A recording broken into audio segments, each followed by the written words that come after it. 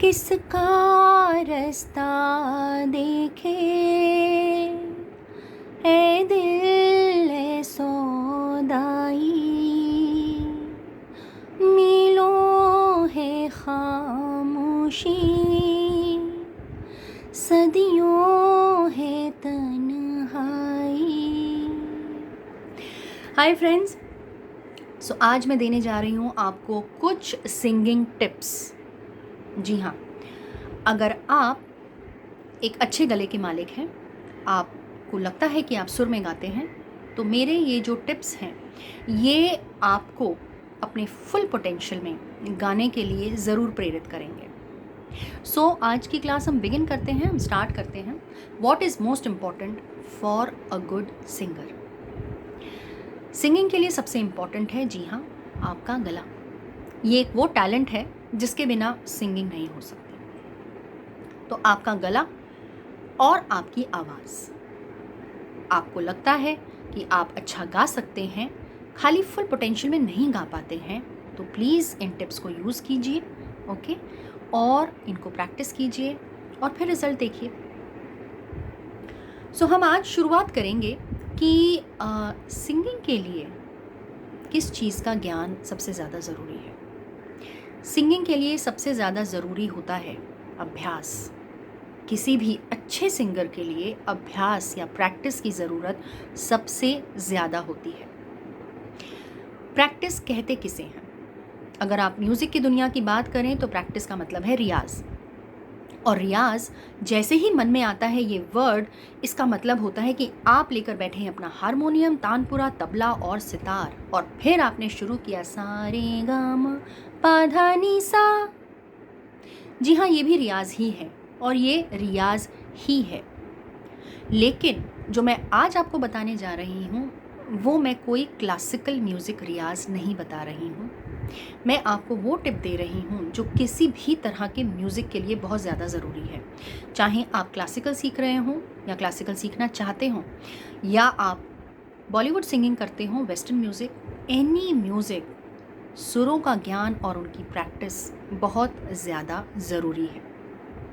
अभ्यास बहुत ज़्यादा ज़रूरी है। तो अभ्यास करें कैसे?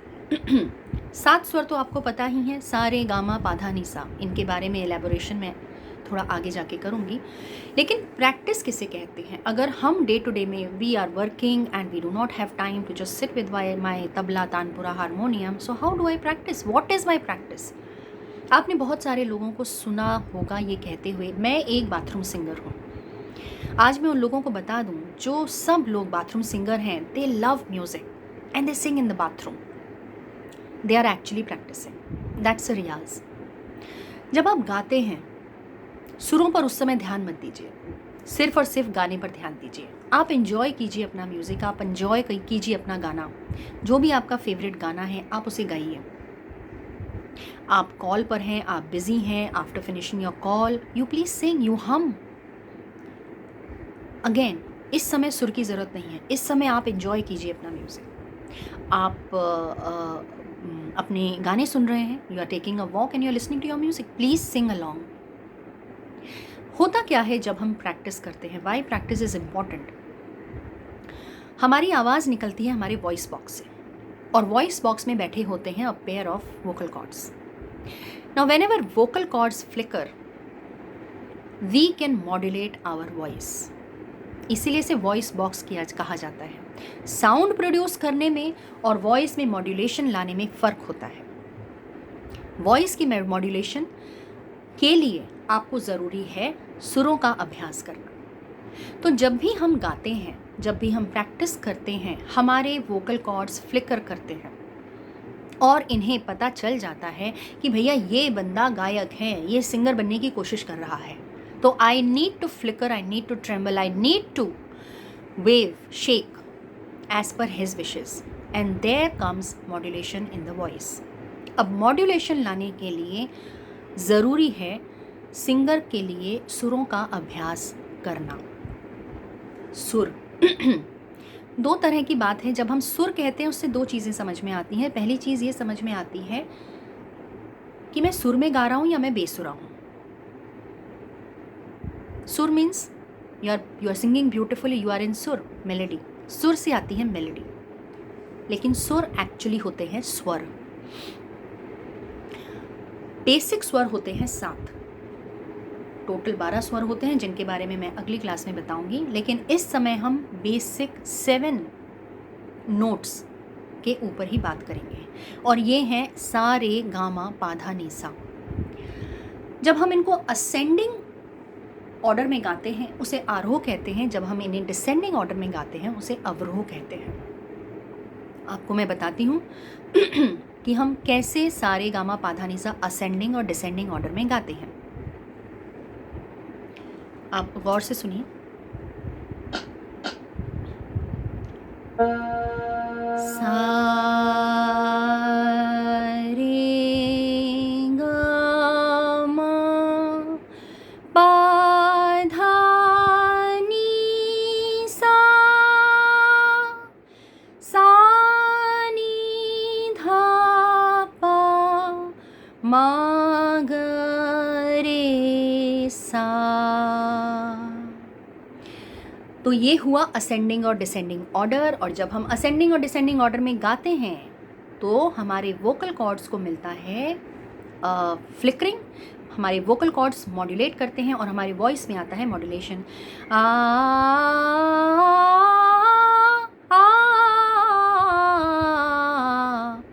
चढ़ते समय और उतरते समय हम बराबर सही नोटेशंस पर उतरते हैं अगर हम इन 7 स्वरों की प्रैक्टिस करते हैं।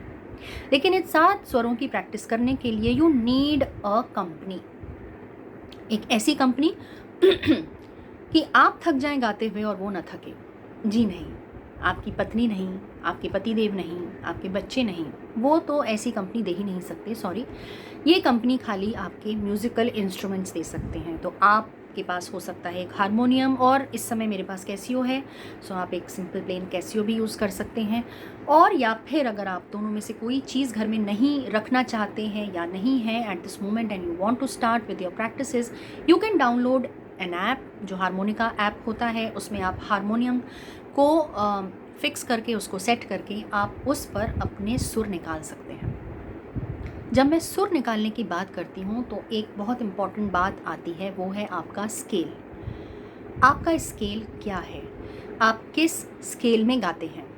तो मैंने जब असेंडिंग और डिसेंडिंग ऑर्डर की बात की शुरुआत की, आरोह और अवरोह की शुरुआत की, मैंने एक स्केल लिया, वो था सा।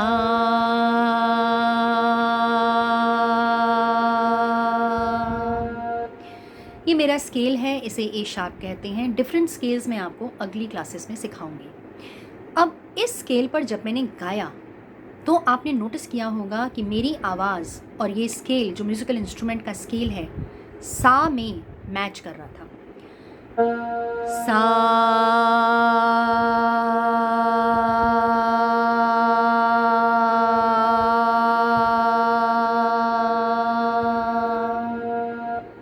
आपको अपना स्केल ढूंढना है, आप किस स्केल पर गाते हैं।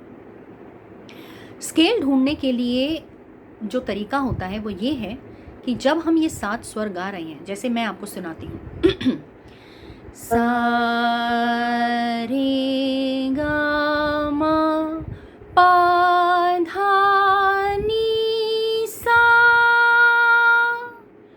तो नीचे के सा से लेकर ऊपर के सा, ये जो पूरा सप्तक है, आप जब ये नीचे के सा से लेके ऊपर तक का सा गा रहे हैं, आपकी आवाज़ और आपका गला कंफर्टेबल फील करना चाहिए।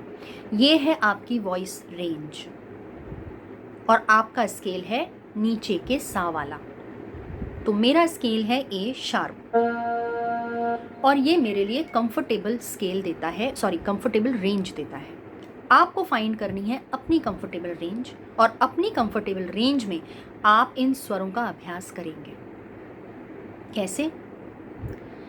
सा रे गा मा पा धा नी सा, सा नी धा पा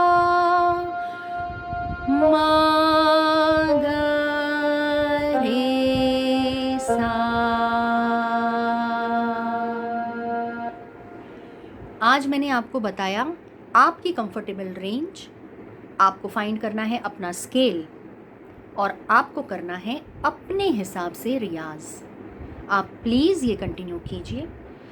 आपको धीरे धीरे पता चलेगा कि आपकी आवाज़ खुलने लगेगी और आपकी रेंज भी धीरे धीरे बढ़ेगी।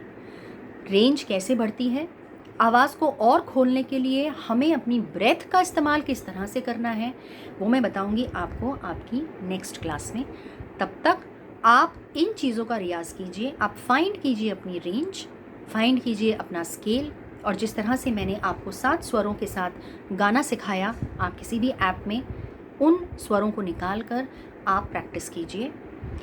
मैं आपके लिए दूसरा वीडियो लेकर आऊँगी next week. Till then, keep singing, keep smiling. Bye bye.